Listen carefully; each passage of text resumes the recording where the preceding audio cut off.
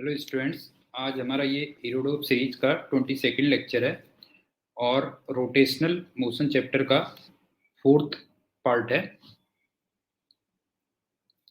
और इसमें हम एरोडोप की 1.278, 1.279 और 1.239 टू 1.246 ये प्रॉब्लम्स डिस्कस करेंगे।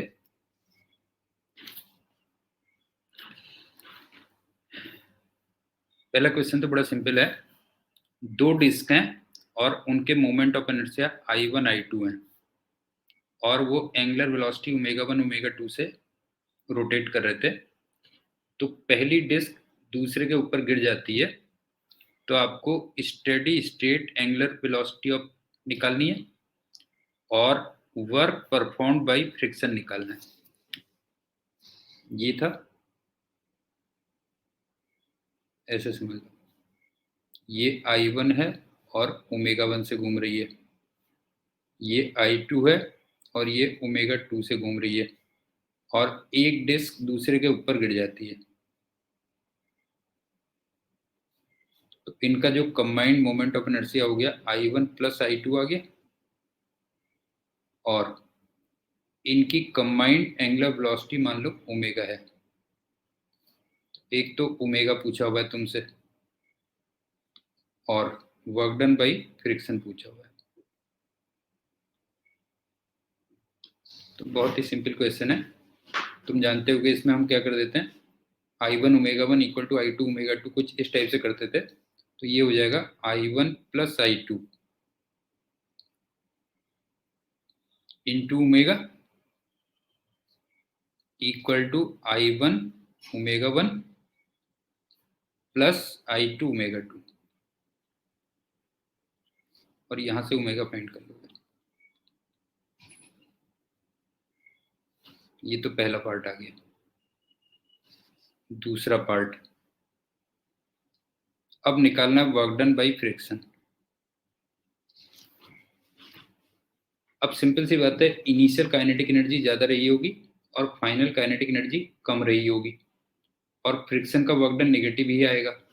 तो आपको वर्क डन बाई फ्रिक्शन क्या करना है, के फाइनल माइनस के इनिशियल करना है। क्यों? और के फाइनल हो जाएगा half I1 plus I2 into omega square और इनिशियल कितना था, half I1 ω1 square plus half I2 ω2 square. यहाँ से ओमेगा की वैल्यू सब्स्टिट्यूट कर लेना और work done by friction find कर लेना। तो ऑब्वियसली ये वर्क डन बाई फ्रिक्शन क्या आएगा, नेगेटिव आएगा। तो इस टाइप के क्वेश्चंस तो बहुत किए होंगे तुमने, जिसमें हम I1 ω1 इक्वल टू I2 ω2 करते हैं और दूसरा मैंने तुमसे बताया कि फ्रिक्शन का वर्क डन निकालना है। तो ऑब्वियस सी बात है वो नेगेटिव ही आना चाहिए और इनिशियल काइनेटिक एनर्जी ज़्यादा रही होगी और फाइनल काइनेटिक एनर्जी कम रही होगी। तो तुम्हें के फाइनल माइनस के इनिशियल से करना।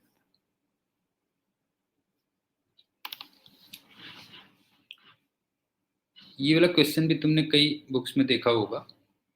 जैसे एक रॉड है और एक यहाँ पे m मास है और ये v वेलोसिटी से आके यहाँ पे टकराता है और इस रॉड का जो मास है वो ईटा टाइम्स है, ईटा टाइम्स m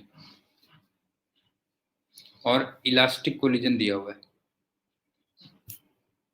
तो तुम्हें velocity of disc after collision निकालनी है और angular velocity of rod after collision निकालनी है और आपसे कहता है कि ईटा की क्या वैल्यू हो कि velocity of disc after the collision 0 आ जाए और यह वो अपनी डायरेक्शन चेंज कर ले। और ये तुम जानते होगे इस टाइप की प्रॉब्लम में ये स्मूथ हॉरिजॉन्टल टेबल पर रखी होती है।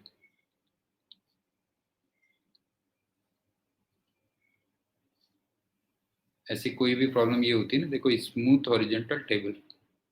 ये एक बार क्वेश्चन फिर भी रिपीट कर दे रहा हूँ। सबसे पहली बात, स्मूथ हॉरिजेंटल टेबल पे सिस्टम रखा हुआ है तो हमें वर्टिकल फोर्सेस पे कंसीडर नहीं करने होते हैं।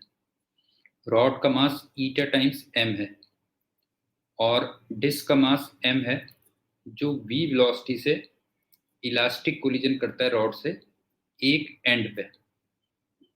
तो हमें एक तो डिस्क की वेलोसिटी निकालनी है आफ्टर द कोलिजन और रॉड की एंगुलर वेलोसिटी निकालनी है। तो इसमें तुम्हें याद होगा हम इस टाइप से करते थे ना, जैसे आफ्टर कोलिजन मान लो इसकी वेलोसिटी वी डैश हो जाती है, v1 कर देता हूँ, चलो ये हो गया। और रॉड के सेंटर की वेलोसिटी मान लो v2 हो जाती है और ये ओमेगा से घूम जाता है, ऐसा कुछ होता है। अब इसमें तुमने 3 अननोन्स लिए हुए ना,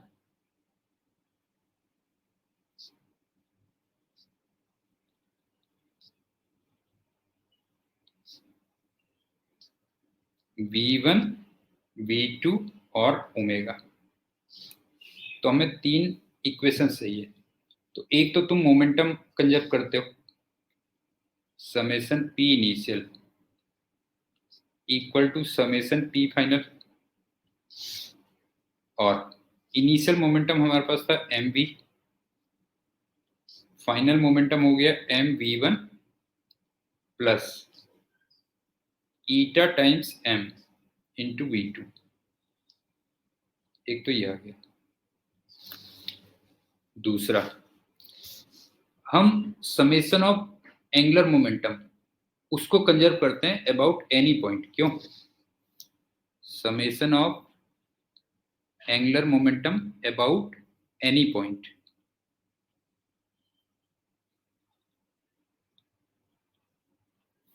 इनिशियल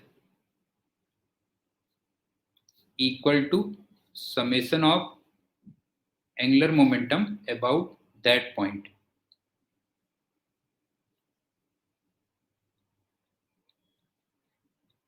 फाइनल ये करते हैं। और नॉर्मली जो ये हम एनी पॉइंट लेते हैं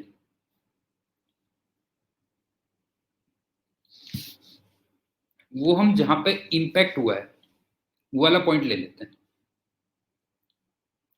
और वो इसलिए ले लेते हैं ताकि इनिशियल एंगुलर मोमेंटम क्या हो जाए, जीरो हो जाए। आप देखो ना, ये हम किसके अबाउट करते हैं, ये इंपैक्ट पॉइंट के अबाउट करते हैं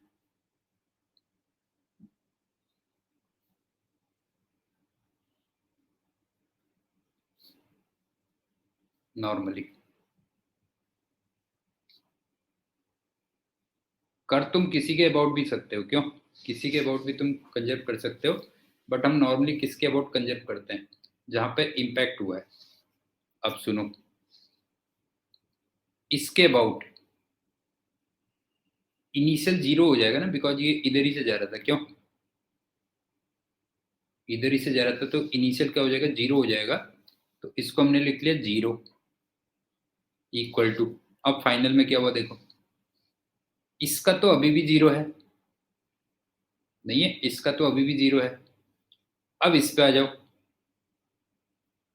इसमें जो आईसी ओमेगा है वो तुम्हें क्लॉकवाइज दिख रहा होगा, देखो क्लॉकवाइज दिख रहा होगा। और एम वी सी परपेंडिकुलर वो देखो ऐसे आएगा। क्यों? वो इस टाइप से आएगा, तो इसका मतलब वो एंटी क्लॉकवाइज होगा। तो ये दोनों के दोनों क्या होने चाहिए बताओ, जो है ये दोनों के दोनों इक्वल एंड अपोजिट होने चाहिए ताकि उनका नेट क्या आ जाए, जीरो आ जाए। दोबारा देख लो, इंपैक्ट पॉइंट के about initial angular momentum zero था, फाइनल में डिस्क का जीरो होगा। अब रॉड में आ जाओ, उसमें दो आने टर्म, एक तो आईसी ओमेगा वो तुम्हें क्लॉकवाइज दिख रहा होगा, और एक आता है m v c r perpendicular, तो वो तुम्हें एंटी क्लॉकवाइज दिख रहा होगा। इसका मतलब ये दोनों के दोनों क्या होने चाहिए, इक्वल एंड अपोजिट होने चाहिए। तो सबसे पहले मैं लिख रहा हूं आईसी ओमेगा, तो आईसी ओमेगा होगा eta m l square by 12, ये आ गया, minus m v c r perpendicular eta m v two, और आर परपेंडिकुलर यहाँ पे L/2 होगा। तो ये बन गई दूसरी इक्वेशन। अब चलते हैं तीसरी इक्वेशन।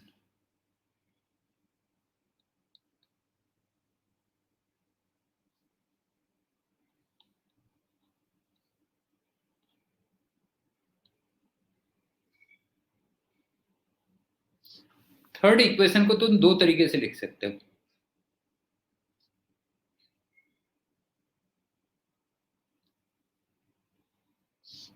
टाइप 1,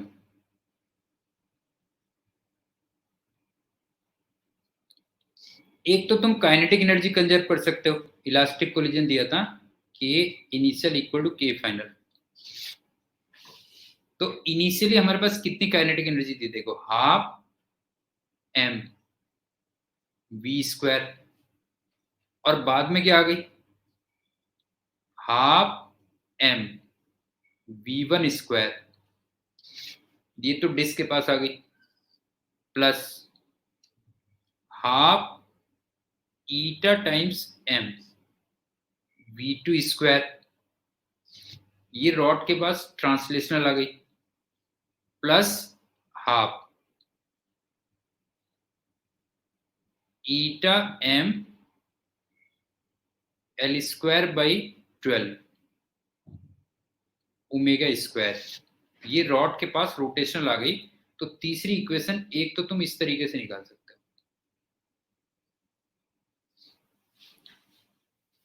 टाइप 2 क्या होती है इसकी,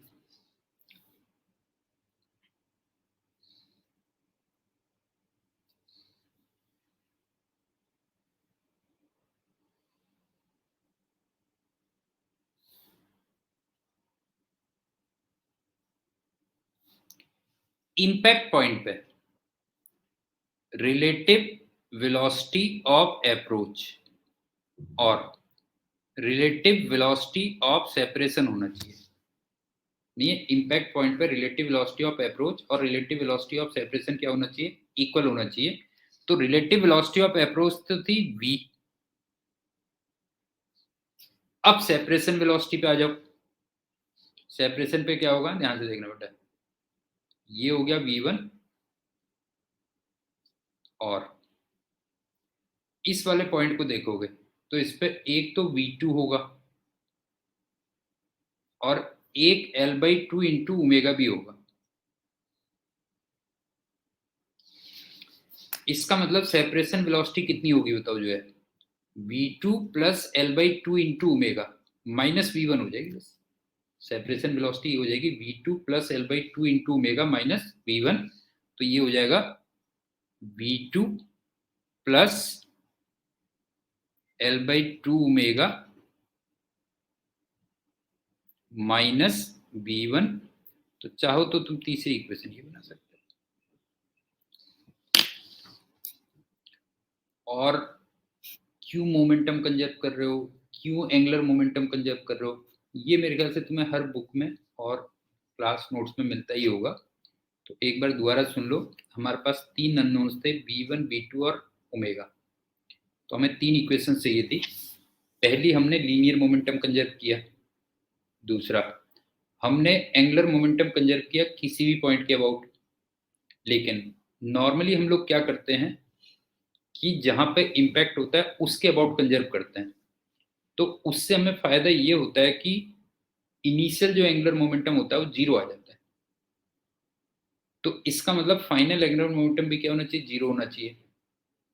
तो फाइनल में तुमने देखा था डिस्क का तो जीरो आएगा ही आएगा। अब रॉड में हम आए, रॉड में आईसी ओमेगा तुम्हें क्लॉकवाइज दिख रहा होगा और m v c r perpendicular वो एंटी क्लॉकवाइज दिख रहा होगा। इसका मतलब दोनों के दोनों क्या होने चाहिए, इक्वल एंड अपोजिट होने चाहिए। और तीसरी इक्वेशन मैंने तुमसे कहा हम दो तरीके से बना सकते हैं, या तो तुम काइनेटिक एनर्जी को कंजर्व कर दो और या फिर इंपैक्ट पॉइंट पे रिलेटिव वेलोसिटी ऑफ सेपरेशन और relative velocity of approach equal कर दो बिकॉज इलास्टिक कोलिजन। और एक छोटी सी बात, v1 का देखो यह आंसर आया था।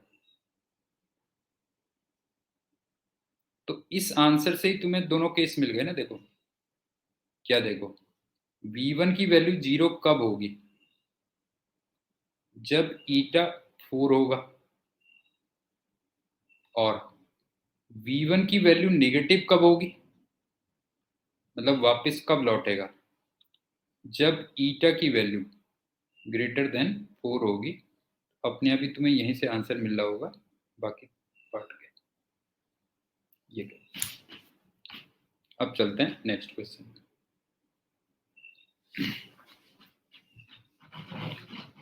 ये तो सिंपल है, फॉर्मूला बेस्ड है। मोमेंट ऑफ इनर्शिया निकालना है। डिस्क का symmetry axis perpendicular to plane of the disc, और इसकी थिकनेस दे रखी है और रेडियस दे रखी है। इसका तो सीधे सीधे तुम हाफ mr² लगा सकते हो ना? नहीं है, हाफ mr² लगा सकते हो। और m का ये कितना होगा बताओ?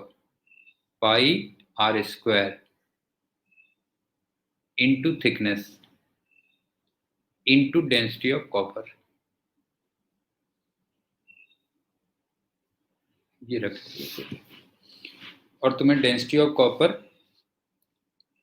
मतलब नोन होगी। रोडोप की बुक में आपको डेंसिटी ऑफ कॉपर क्या होगी? नोन होगी।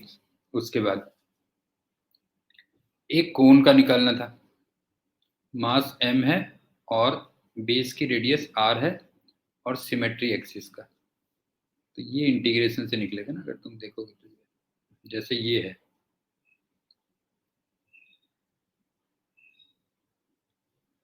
इस एक्सिस के अबाउट निकालना है। क्यों? ये है, तो इसमें ऐसे ही तो करोगे जैसे एक पहले डिस्क का निकालोगे। क्यों?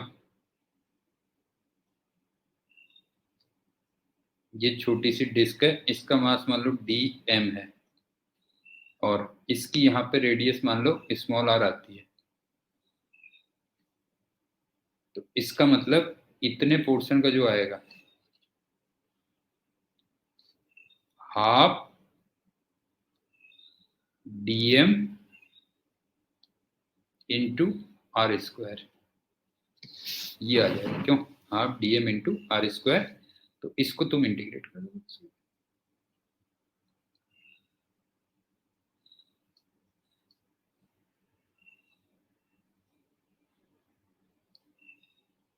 ये कर, और फिर ऐसे कर लेना जैसे ये h है मान लो।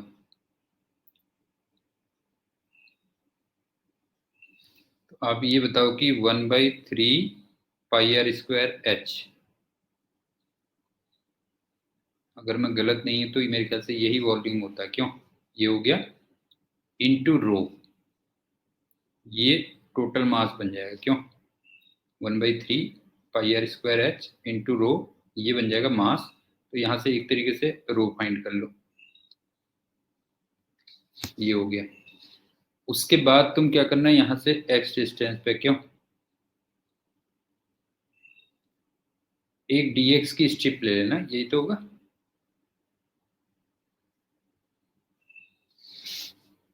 ये हो गया। अब इस फिगर में देखोगे तो r/x इक्वल टू, ये कैपिटल R दिया था, ध्यान रखना। कैपिटल R/h होगा। इसका मतलब जो R की वैल्यू होगी वो R/h इंटू एक्स होगी। अब उतने पोर्शन का जो छोटा सा मास होगा वो कितना होगा? देखो, πr² into dx into rho और आएगा फिर, ये आ गया। और उसके बाद हमने x को वेरिएबल लिया था ना, x को वेरिएबल लिया था। तो इसका मतलब x की लिमिट्स लिख दोगे कहां से कहां तक? 0 से s तक। तो ये जब पूरा कैलकुलेशन करोगे तो ये 3/10 ऑफ mr² आ जाएगा। ये क्या, मेरे ख्याल से कोन का समझ में आ गया होगा। एक डिस्क का लेके उसको तुम क्या कर दोगे? इंटीग्रेट कर दोगे।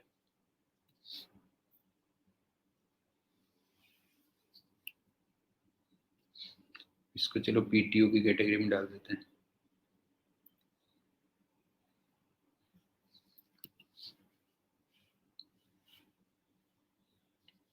ये भी सिंपल है, फॉर्मूला बेस्ड है। ये तुम्हें theorem of perpendicular axis prove करनी थी, बस हो गया। I z equal to I x plus I y, एक तो ये प्रूव करनी थी। डिमॉन्स्ट्रेट का मतलब वही प्रूफ हो गया, ये ज़्यादातर बुक्स में किया ही होता है तो इसलिए मैं कर नहीं रहा हूँ। और तुम्हें मोमेंट ऑफ इनर्शिया डिस्क का निकालना है। एक्सिस क्या है, coinciding with any one of the diameters, तो मेरे ख्याल से ये भी जानते होगे, जैसे ये डिस्क है तो इसके अबाउट जो मोमेंट ऑफ इनर्शिया होता है ये 1/4 mr स्क्वायर होता है।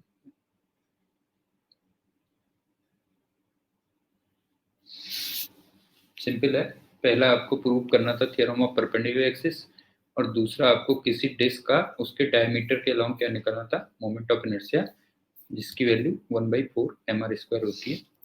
इसको भी मैं डिटेल में नहीं करवा रहा हूँ क्योंकि ऑलरेडी तुम लोग काफी करते होगे।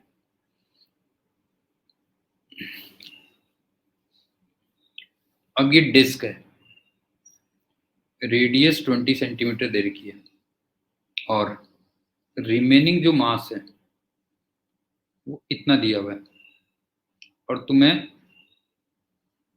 इस एक्सिस के आउट मोमेंट ऑफ इनर्शिया निकालना है।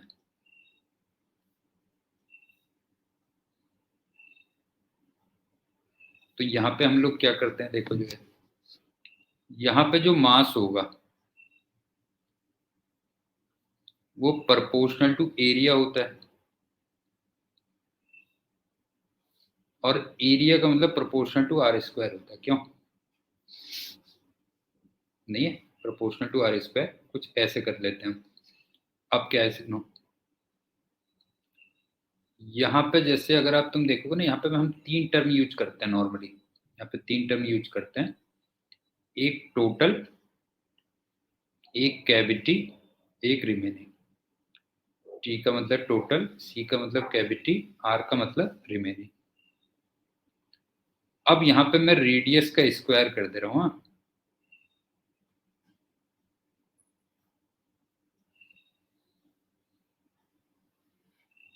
या एरिया कुछ भी कह लो उसको, और यहाँ पे उसका मास कर दे रहा हूँ। अब देखो सिंपल वो बता दे रहा हूँ ताकि कैलकुलेशन तुम्हारी कम से कम रहे बेटा जो है। ये बताओ इसकी रेडियस r है और इसकी रेडियस r/2 है, तो टोटल के रेडियस के स्क्वायर को मैं 1 ले लेता हूँ। इसका मतलब कैविटी के रेडियस के स्क्वायर को 1/4 लिख सकता हूँ मैं। तो फिर रिमेनिंग हो गया 1 - 1/4, तो ये 3/4 हो गया। अब 3/4 का मास तुम्हें 7.3 kg दे रखा है, तो 1/4 का मास कितना रहा होगा, वो रहा होगा 7.3/3, इतना केजी रहा होगा। इसका मतलब 1 का मास कितना रहा होगा, 1 का मास रहा होगा 4/3 ऑफ 7.3 kg। मैं इसको इस टाइप से करता हूँ, देख लो। डिस्क एक 2 डायमेंशनल फिगर है ना, डिस्क एक 2 डायमेंशनल फिगर है, तो उसमें जो मास होगा वो डायरेक्टली प्रोपोर्शनल टू एरिया होगा। अगर यूनिफॉर्म हुआ, ये भी बहुत इंपॉर्टेंट होता है बेटा जो है, यूनिफॉर्म है ना, तो वहां पे जो मास होगा डायरेक्टली प्रोपोर्शनल टू एरिया होगा, और area proportional to r square हो गया एक तरीके से, तो मास प्रोपोर्शनल टू रेडियस का स्क्वायर हो गया। तो फिर मैं इस टाइप से करता हूँ कि टी को लिख लिया टोटल, सी को लिख लिया कैविटी, आर को लिख लिया रिमेनिंग। अब टोटल की रेडियस के स्क्वायर को मैंने 1 ले लिया, तो इसका मतलब कैविटी के रेडियस के स्क्वायर को मैंने 1/4 लिख लिया, बिकॉज वो r/2 है। तो रिमेनिंग हो गया 1 - 1/4, इसका मतलब 3/4।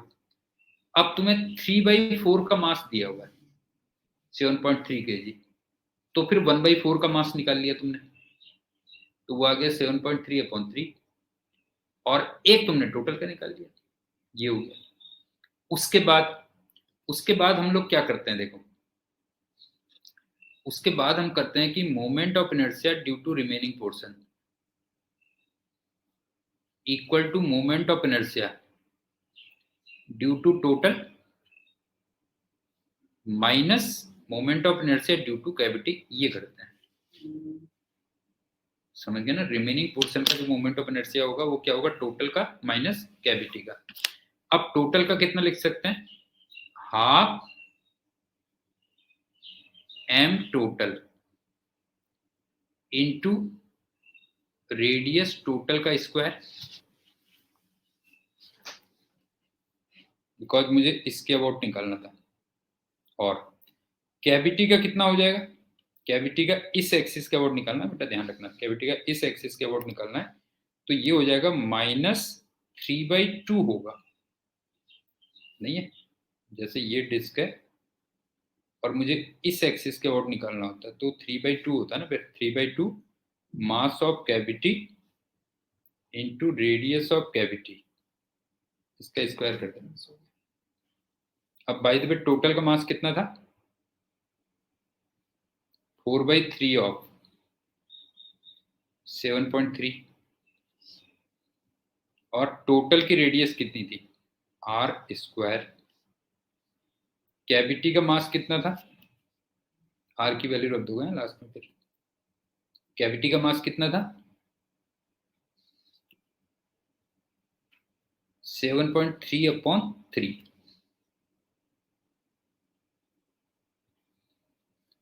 और कैविटी की रेडियस कितनी थी, r/2, इसका स्क्वायर ये होगा। तो इस टाइप से करते हैं। अब चलते हैं अगले क्वेश्चन में। ये भी बढ़िया क्वेश्चन है। आपको यूनिफॉर्म स्फीयर, उसके मोमेंट ऑफ इनर्शिया का फॉर्मूला यूज करना है और वहां से तुम्हें प्रूव करना है हॉलो स्फीयर का। कह लो मतलब सॉलिड स्फीयर का जो फॉर्मूला होता है, सॉलिड स्फीयर फॉर्मूला,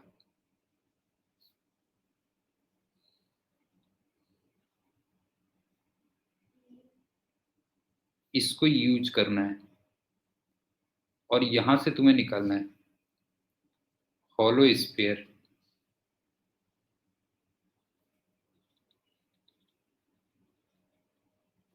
या सेल।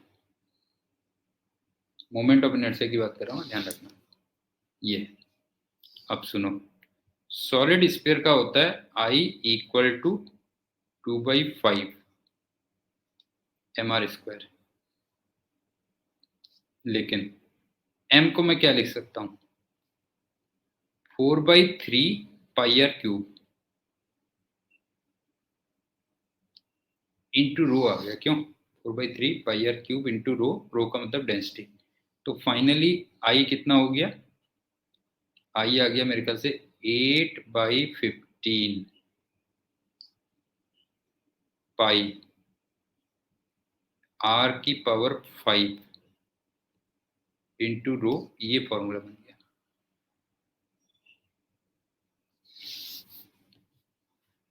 अब अगर मैं इसमें DI लिखूं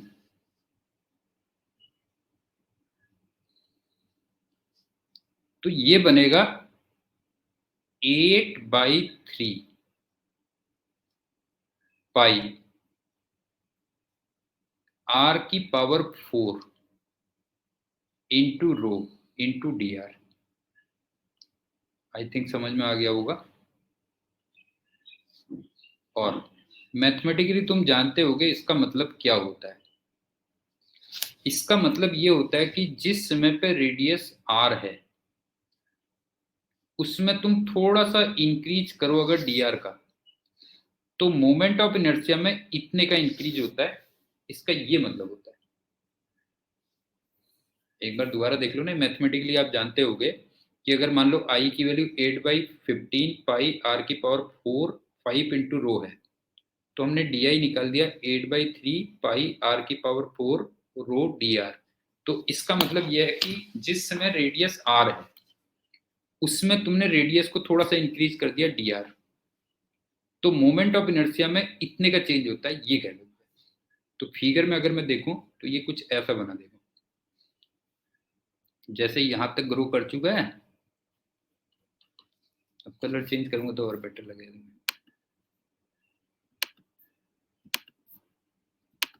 अब मैंने थोड़ा सा इंक्रीमेंट कर दिया,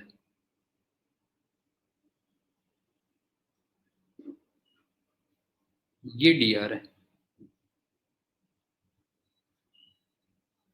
और इतने का moment of inertia D I है और ये आर पहुंच चुका था। और D I by the way निकाला था कितना था, 8/3 पाई आर की power 4 rho into d r, ये कुछ निकाला। अब सुनो, इसको मैं ऐसे भी लिख सकता हूं ना, 2/3 4 pi r square into d r into rho into r square.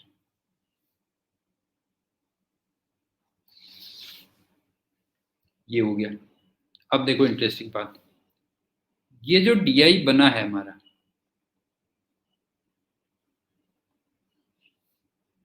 यही तो एक्चुअल में moment of inertia of shell है कि नहीं? बताओ, ये जो डी आई है ये moment of inertia of shell है, इक्वल टू 2/3 ऑफ, अब देखो 4 pi r square into d r, ये इसका वॉल्यूम है। अगर आप देखोगे ना तो ये वॉल्यूम कितना है, 4 pi r square into d r है।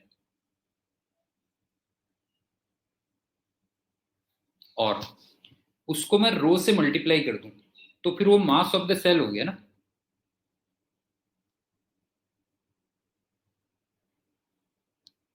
और इंटू आर स्क्वायर हो गया, तो बस हो गया। अब moment of inertia of shell तुम जानते हो कितना होता है, 2/3 एम आर स्क्वायर होता है कि नहीं होता? तब जो है ये कह लो, तो ये आ गया, बस हो गया।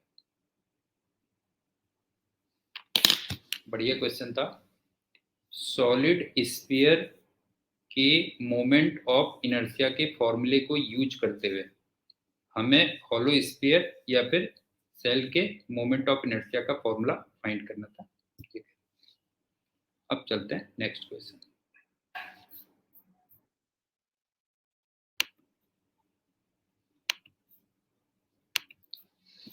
इस टाइप का भी तुमने कई बार देखे होंगे, ये डिस्क टाइप है,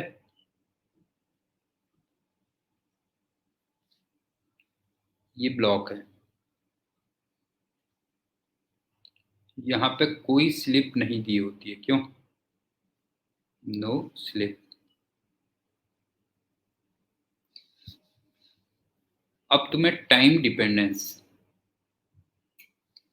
of angular velocity of cylinder निकालनी है और kinetic energy of whole system निकालनी है, ये कह लो। तो सुनो, ये तो सीधे सीधे अल्फा टी हो जाएगी ना। जैसे अगर मान लो ये अल्फा से घूम रहा है और ये ए से नीचे आ रहा है, नहीं है, ये ए से नीचे आ रहा है, तो इसका मतलब time dependence of angular velocity of cylinder कितनी हो जाएगी, अल्फा टी। सिलेंडर दिया हुआ है, ध्यान रखना। और kinetic energy of whole system कितनी हो जाएगी, देखो, half I of cylinder into omega square plus half m into v square, ये हो गया। अब सिलेंडर का ये कितना हो जाएगा moment of inertia, half m r square, और ओमेगा ने अभी निकाला ही अल्फा टी का स्क्वायर हो गया, और यहाँ पे जो वी होगा वो ए टी का स्क्वायर हो गया, ये कह दो। लेकिन अभी अल्फा और ए फाइंड करना, बस हो गया, अल्फा एंड ए, ये तुम्हें फाइंड करना है। एक बार दोबारा सुन लो, सिलेंडर केवल रोटेट कर सकता है, इसका मतलब उसमें सिर्फ अल्फा और ओमेगा आएगा। ब्लॉक केवल ट्रांसलेट कर सकता है, इसका मतलब उसमें सिर्फ ए और बी आएगा। उसके बाद सिलेंडर की तुम्हें ओमेगा निकालनी है as a function of t, तो omega equal to alpha t हो गया, क्योंकि इनिशियली सब कुछ रेस्ट पे दिया होता है। और पूरे सिस्टम की तुम्हें काइनेटिक एनर्जी निकालनी है, काइनेटिक एनर्जी की बात कर रहा हूँ, ध्यान रखना, काइनेटिक एनर्जी। तो एक तो आ जाएगी हाफ आई ओमेगा स्क्वायर, ये तो सिलेंडर की हो गई, और हाफ एम वी स्क्वायर, ये ब्लॉक की हो गई। उसमें omega equal to alpha t हो जाएगा और v equal to a t हो जाएगा, लेकिन अल्फा और ए निकालना है हमें। तो अल्फा और ए निकालने के कई तरीके होते हैं, तो मैं अलग अलग तरीके बता देता हूँ। मेथड 1, ट्रेडिशनल मेथड कह सकते हो, जैसे ये है ना, ये टी है। पहली बात तो यहाँ पे कोई स्लिप नहीं है, तो a equal to r alpha लिख सकते हो। ये तो फर्स्ट हो गई इक्वेशन। दूसरा, अगर मैं इस ए की इक्वेशन लिखूं, तो ए में क्या होगा, एम जी नीचे लगा है, टी ऊपर लगा है, क्यों, एम जी नीचे टी ऊपर, तो a equal to m g minus t upon m, ये दूसरी इक्वेशन हो गई। अब मैं अल्फा में आ जाता हूं, अल्फा हो गया टॉर्क अपॉन आई, और सिलेंडर को तुम्हें लग रहा होगा केवल ये वाला जो टेंशन है, केवल यही टॉर्क देगा, क्यों, केवल यही टेंशन टॉर्क देगा, तो टॉर्क हो जाएगा टी इंटू आर, और मोमेंट ऑफ इनर्शिया हो जाएगा half capital M into r square, ये थर्ड इक्वेशन होगी। तो इससे आप टी निकाल सकते हो, ए निकाल सकते हो, अल्फा निकाल सकते हो, 3 अननोन हो गए। ये तो ट्रेडिशनल मेथड होगी। अब चलते हैं मेथड 2।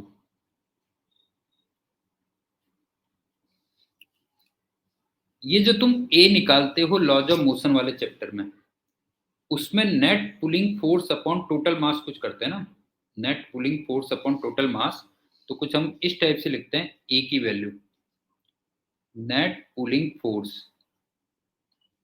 अपॉन टोटल मास।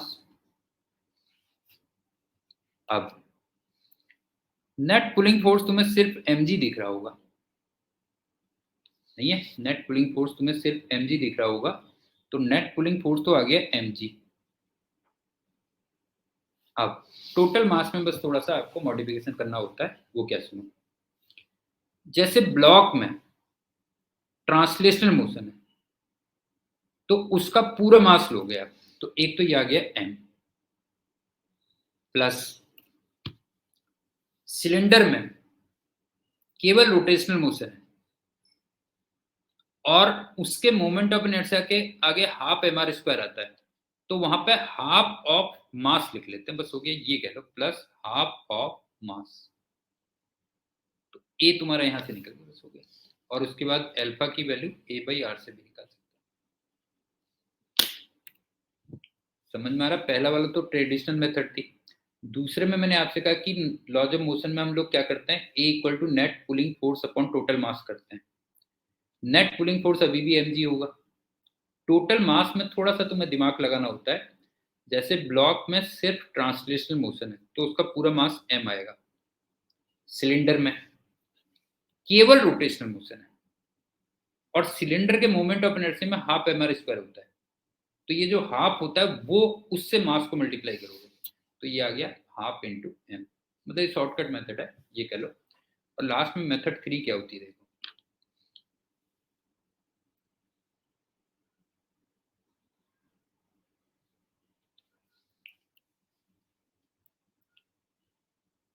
ब्लॉक नीचे आ रहा है, इसका मतलब पोटेंशियल एनर्जी लूज कर रहा है, और कहीं पे कोई स्लिप नहीं है, तो इसका मतलब मैकेनिकल एनर्जी को कंजर्व रहना चाहिए।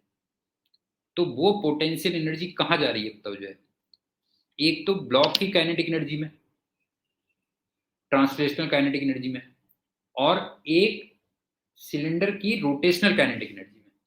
पॉइंट समझ में आ रहा है? बताओ, ब्लॉक नीचे जा रहा है तो वो पोटेंशियल एनर्जी लूज कर रहा है और एनर्जी कंजर्व है।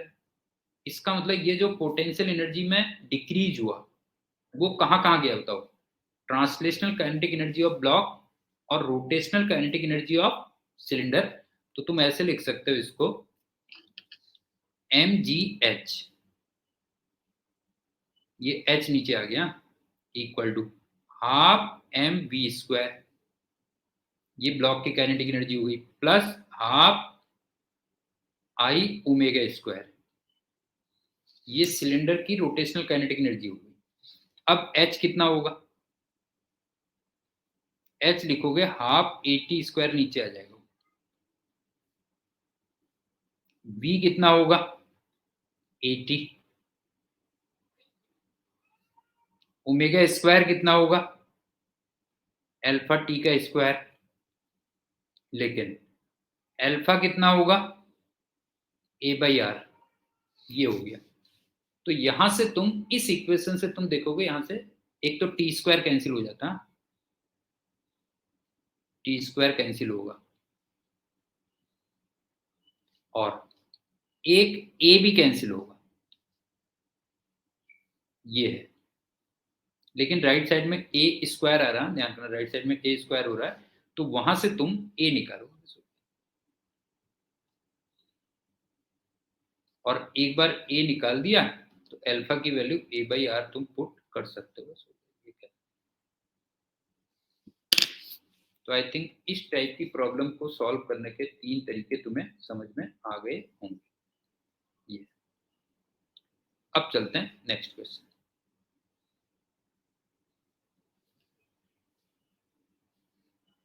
इसमें देखो क्या होता है, एक ये मैक्सवेल डिस्क होती है, ये किस टाइप की होती है, जैसे ये है,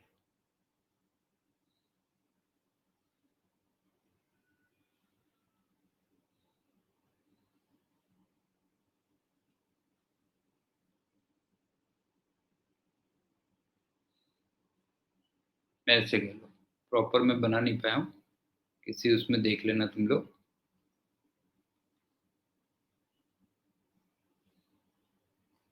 और ये है,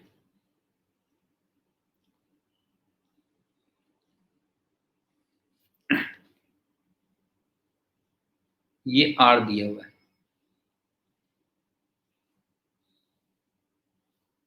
और इस एक्सिस के अबाउट मोमेंट ऑफ इनर्शिया तुम्हें आई दे रखा है, और सब कुछ मास सब मिला जुला के टोटल मास m दिया हुआ है।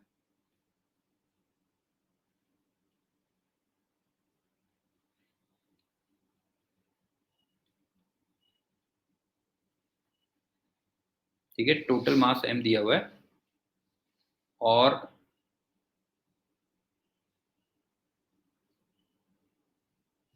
ये ऊपर को ना a से जा रहा है बेटा,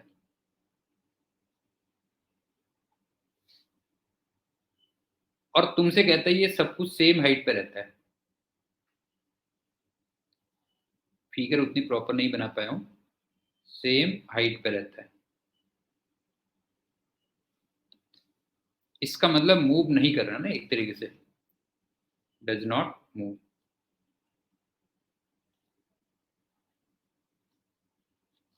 मेरे ख्याल से ऐसे बनता है कुछ।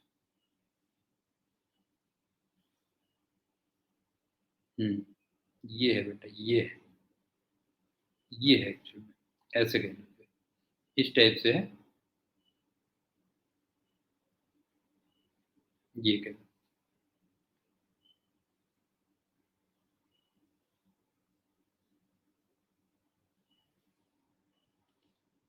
थोड़ा बहुत आइडिया लग गया होगा मेरे ख्याल से। ये, तो एक तो तुम्हें टेंशन निकालना है हर थ्रेड में, और एक तुम्हें एक्सेलेरेशन निकालना है। ये एक तो टी हो गई देखो,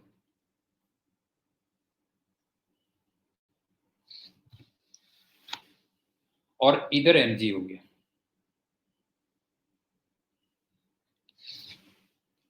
अब ये बताओ कि अगर पूरे का पूरा सिस्टम रेस्ट पे है, ठीक है ना, अगर पूरे का पूरा सिस्टम रेस्ट पे है तो तुम्हें ऐसा नहीं लग रहा कि जो 2t होना चाहिए वो mg होना चाहिए? बड़ा सिंपल क्वेश्चन है, लग हो रहा है, बस फिगर वो है 2t इक्वल टू mg, इसका मतलब t की वैल्यू mg/2 आ।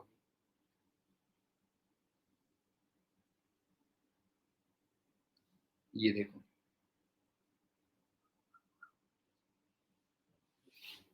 मेरे ख्याल से क्लियर हो गया होगा ना, सीधे सीधे ये है। और दूसरा दूसरा तुम्हें ऐसा नहीं लग रहा कि जैसे ये घूमेगा बेटा ना, इसके ऐसे होगा ना, ये ऐसे कुछ होगा, तो ये घूम भी रहा होगा कुछ, तो a इक्वल टू तुम्हें r अल्फा भी लग रहा होगा ना, a equal to r alpha. Alpha का मतलब torque upon I,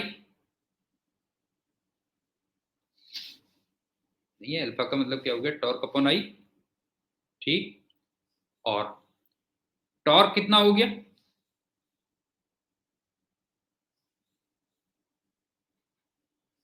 mg into are.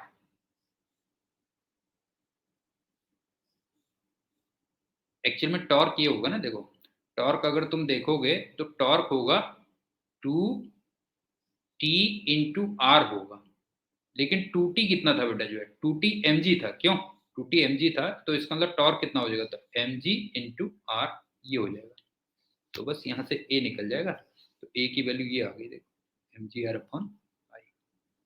Simple question है, दिखने में वो लग रहा है, सुन लो। एक तो पहली बात वो अपनी अपनी जगह पे ही है बेटा, जो है ना, अपनी जगह पे है, तो इसका मतलब 2t की वैल्यू mg होगी, एक इक्वेशन तो ये आ गई। दूसरा, टेंशन की वजह से वो घूम भी रही है, समझ गए ना, टेंशन की वजह से घूम भी रही है, तो इसका मतलब a equal to r alpha हम लगाते ही लगाते हैं, नहीं है, a इक्वल कोई अगर स्लिप ना हो तो a equal to r alpha लगाते ही लगाते हैं, और वहां पे जो अल्फा मिलेगा वो टेंशन के टॉर्क से मिलेगा, नहीं है, अल्फा मिलेगा टेंशन के टॉर्क से मिलेगा, तो इस टाइप से कहता हूँ ये। पर एक्चुअल फिगर मेरे ख्याल से इस टाइप से होती है इसके ना, बल्कि मैंने ब्लॉक भी गलत दिखा दिया, जैसे क्या था, एक बार देखना पड़ेगा मेरे को भी, मेरे ख्याल से ये होती है बस, होगी ना, इसमें ऐसे भी होता ही है, ये कह लो, अब ये है बस, हो गया ऐसे समझ लो, ये है, तो एक तरीके से यहाँ पे mg हो गया ना, ये mg हो गया, और ये t हो गया, ऐसे भी होगा ना फिर ये, और ये a से ऊपर जा रहा है, क्यों, ये a से ऊपर जा रहा है ना, इस टाइप से हो गया कुछ, क्यों, ये हो गया, और ये ऐसे घूम रहा है, ऐसे मान लो, ये हो गया, इस टाइप से कुछ मान लो, मतलब घूमता जा रहा है लेकिन वो वहीं पर है, मतलब ये स्टेशनरी है, ये यहाँ पे कह सकते हो स्टेशनरी है,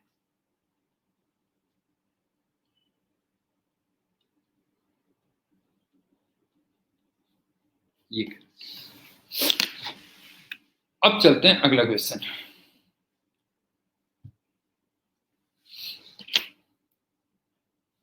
हॉरिजेंटल टेबल पे है, जो कुछ भी होगा हॉरिजेंटल टेबल पे होगा बेटा। ये एक रॉड है,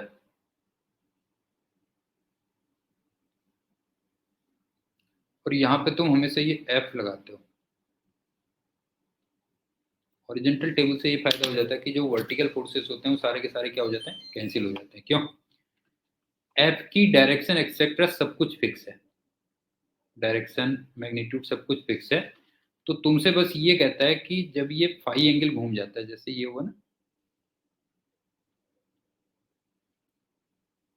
जब ये फाई एंगल घूम गया, अभी भी लेकिन एफ लगा हुआ है, ध्यान रखना, तो उसमें ओमेगा कितना है ये पूछ रहा है, मतलब omega as a function of phi, ये पूछ रहा है कितना होगा, और इस रॉड का मास m और लेंथ l है, और यहाँ पे हिंज टाइप का कह सकते हो, ये घूम सकती है,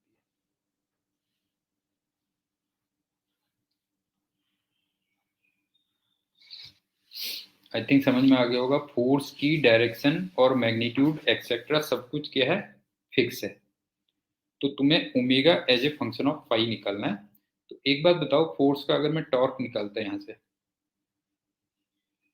तो ये जो परपेंडिकुलर डिस्टेंस होती,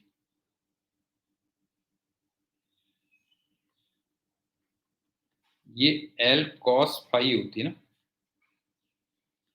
नहीं ये परपेंडिकुलर डिस्टेंस क्या होती, एल कॉस फाई होती। इसका मतलब जो टॉर्क लगता वो लगता F into l cos phi, और टॉर्क होता आई इंटू एल्फा, और आई लिखते तुम एम एल स्क्वायर बाई 12, और सॉरी 3,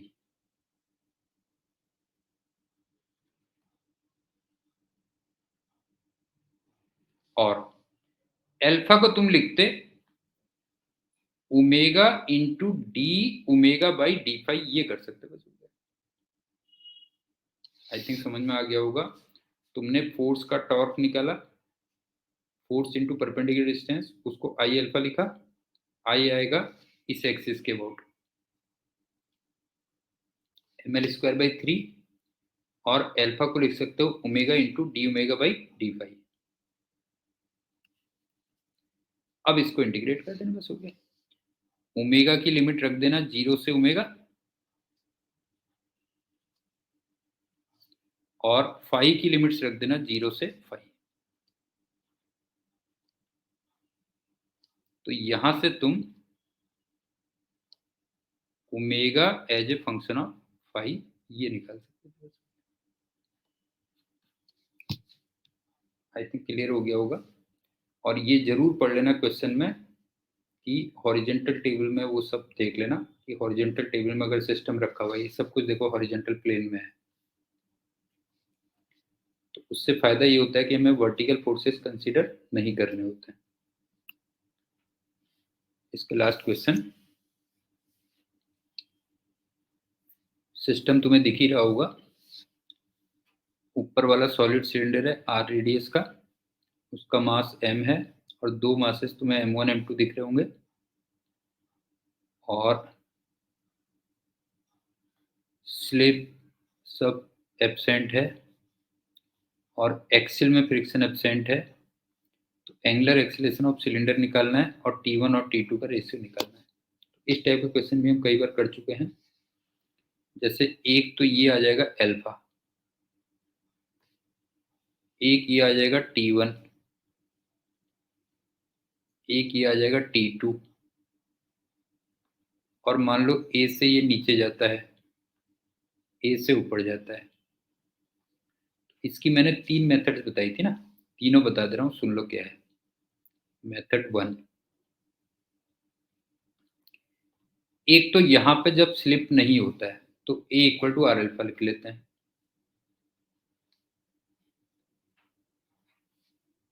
अगर मैं m1 की इक्वेशन लिखूंगा तो T1 minus m1g equal to m1a लिखूंगा।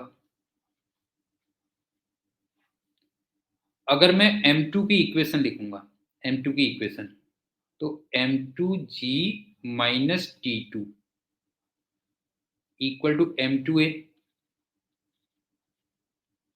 और अगर मैं अल्फा की इक्वेशन लिखूंगा तो alpha equal to torque upon I, torque तुम्हें दिख रहा होगा T2 इंटू आर, ये तो क्लॉकवाइज हो गया, माइनस T1 इंटू आर, ये एंटी क्लॉकवाइज हो गया, और मोमेंट ऑफ इनर्शिया आ गया हाफ एम आर स्क्वायर, ये फोर्थ आ गया। अब बाय द वे हमारे पास अननोन कौन कौन से थे, T1 अननोन था, T2 अननोन था, ए अननोन था, अल्फा अननोन था। तो हमने चारों वैल्यूज निकाल, एक तो ये आ गया। मेथड 2 क्या हो सकता है,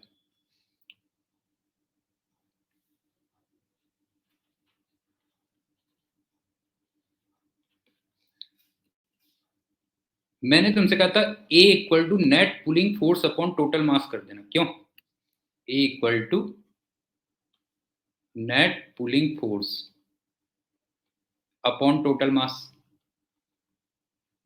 अब देखो नेट पुलिंग फोर्स कितना आया, m2g क्लॉकवाइज रोटेशन के लिए minus m1g anti clockwise rotation के लिए, तो ये आ जाएगा m2g minus m1g upon m1 का ट्रांसलेशनल मोशन है तो m1 आएगा, m2 का ट्रांसलेशनल मोशन है तो m2 आएगा, m का केवल रोटेशनल मोशन है और वो सिलेंडर दिया हुआ है और मोमेंट ऑफ इनर्शिया में हाफ आता है, तो हाफ ऑफ मास होगा, तो यहाँ पे क्या हो जाएगा, तब m1 का मास आएगा पूरा, m2 का मास आएगा पूरा, plus half mass of cylinder आएगा। एक मेथड ये बताई थी। अच्छा, एक बार हमने ए निकाल दिया तो फिर हम alpha equal to a by r करके ये निकाल सकते हैं। इसी टाइप से T1 माइनस m1g, क्यों T1 minus m1g equal to m1 into a, से यहां से T1 निकाल सकते हैं एक्सेट्रा। अब चलते हैं लास्ट में मेथड 3।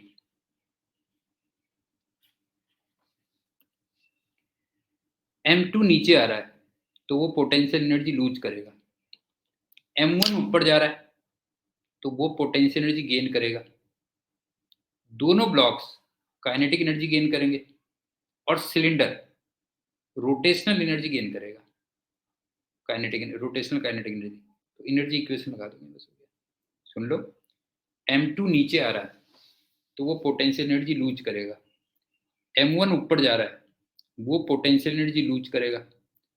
दोनों ब्लॉक्स सॉरी गेन करेगा, m1 पोटेंशियल एनर्जी गेन करेगा, और दोनों ब्लॉक्स काइनेटिक एनर्जी गेन करेंगे और सिलेंडर भी काइनेटिक एनर्जी गेन करेगा। तो इक्वेशन क्या बनेगी, लूज केवल एक ही चीज हो रही है, m2 की पोटेंशियल एनर्जी। तो इसका मतलब ये हो गया m2g इंटू वो हाफ AT स्क्वायर नीचे आ गया equal to m1g into half AT square वो ऊपर चला गया प्लस हाफ m1, इसकी वेलोसिटी 80 हो गई तो 80 का स्क्वायर हो गया, प्लस हाफ m2, इसकी वेलोसिटी भी 80 हो गई, ये 80 का स्क्वायर हो गया, प्लस हाफ आई का मतलब half mr square into omega square, और ओमेगा का मतलब अल्फा टी, इसका स्क्वायर और अल्फा की जगह रख दोगे a/r, ये हो गया। तो इस इक्वेशन में तुम जानते हो एक तो टी स्क्वायर कैंसिल होता है और एक ए कैंसिल होता है ना, टी स्क्वायर एंड ए ये कैंसिल होते हैं, एक ही ए कैंसिल होता है, ध्यान रखना। राइट साइड में ए स्क्वायर आ जाता है तो यहां से तुम ए निकाल। तो इस टाइप की प्रॉब्लम को करने की मैंने तुम्हें 3 मेथड्स बता दी। एक ट्रेडिशनल मेथड, एक बहुत ही shortcut method net pulling force upon total mass, और उसमें टोटल मास में तुम्हें मॉडिफिकेशन करने होते हैं, और एक मैंने एनर्जी इक्वेशन बता दी, एनर्जी से आप कैसे। आज के लेक्चर में इतना ही, बाकी चलो हम नेक्स्ट लेक्चर में करते हैं। So thank you and good day.